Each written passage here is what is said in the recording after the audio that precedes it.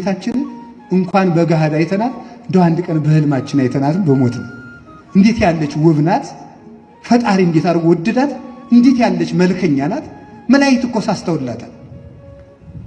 ለቅዱስ ሚካኤልና ለቅዱስ ገብርኤል ተመልከቱ፣ አዳምን ፈጥሬ የማድነው በዚች ነው ብሎ ከክንፋቸው ላይ ሳለላት ሰሎ ቢያሳያት ተመልከቱ።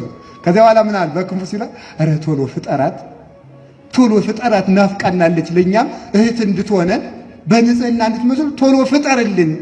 ይየው ሲደርስ ትፈጠር ሚካኤል መልአክ በክነፉ ጾራ የተባለች በዚህ በክነፉ ጾሮ በዚህ ክንፋቸው ላይ ስሎ አሳይቷቸዋል። እና ገና ሳያገኟት ነበር ሳትወለድ ነበር የሚወዷት። በዚህ ዓለም ላይ የእመቤታችን ፍቅር እንደ ውሃ የፈሰሰለት ሰው የታደለ ነው። አባ ጊዮርጊስ ስለዚህ ነው ፍቅርሽ እንደ ወይንና እንደ ውሃ በልቤ ውስጥ ተቀላቅሏል። ወይንና ውሃ ከተቀላቀለ በኋላ ይሄ ወይን ነው ይሄ ውሃ ነው ማለት አይቻልም። እኔን ከማርያም ፍቅር የሚለይቶ ማሳየት የሚችል የለም ይላል።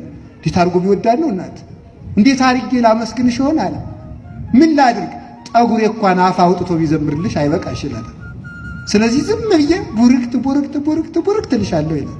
ስሟም እግዚአብሔር እንዳከበረው የተመሰገነ ይሁን።